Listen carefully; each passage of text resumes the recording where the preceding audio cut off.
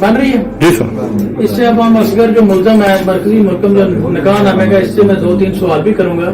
اچھا تو اصغر صاحب اب آپ مجھے یہ بتائیں کہ یہ جب آپ نے جعلی نکاح نامہ جو تیار کیا تھا اس کے اوپر انگوٹھا آپ کا ہی ہے؟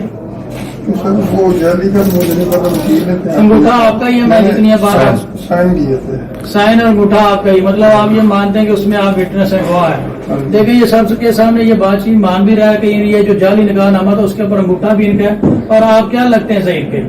سر وہ تھوڑا اونچی بتائیں. ہمارے گاؤں کے ہیں.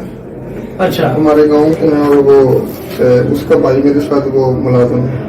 اچھا، ہمیں تو کسی نے بتایا کہ آپ اس کے کزن ہیں. نہیں کزن نہیں سر. تو آپ کے ساتھ انہوں نے اس کا مطلب رابطے میں تھے جب کراچی سے ہیں تب سے رابطے میں تھے، یہاں آ کے رابطہ کیا؟ آپ کیسے گواہ بنے؟ آپ کو کیسے پتا چلا؟ مجھے شبیر جو ہے نا اس کا ظاہر کا بھائی، وہ مجھے دفتر سے لے کے گیا کس طرح انارکلی جانا ہے. اچھا. اس سے رستے میں پوچھا کہ انارکلی کس لیے جانا ہے. اس نے کہا کہ ظاہر کا نکاح ہے. تو اس میں آپ نے گواہی دی. میں نے کہا کہ نہیں، آپ ایسا کرو کہ امی سے میری بات کرو، ان سے پوچھ کے پھر میں پوچھوں گا. نہیں، آپ نے جب نکاح نامے پہ سائن کیے ہیں تو آپ نے دیکھا نہیں کہ بچی 14 سال کی ہے، یہ میں کیا کر رہا ہوں؟ نہیں سر، اس کے اوپر بچی کی عمر 18 سال ہی لکھی ہے. نہیں، 18 سال لکھی ہے، لیکن بچی تو دکھنے میں 10 سال کی لگتی ہے. آپ نے بچی سے پوچھا نہیں کہ آپ کی عمر 14 سال ہے، آپ یہ کیا کر رہی ہیں؟ بس آپ نے آنکھیں بند کر کے سائن کر دیے. ظہیر سے کتنی دیر کا تعلق ہے آپ؟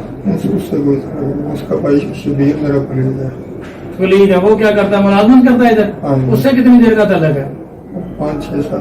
وہ بھی نکاح نامے میں گواہ ہے اس کے، اور آپ دونوں گواہ ہیں.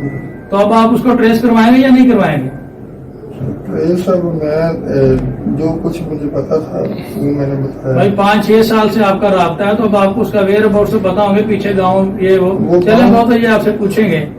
ٹھیک ہے، میں کلیئر کر لوں گا. جی ٹھیک ہے، چلیں ٹھیک ہے.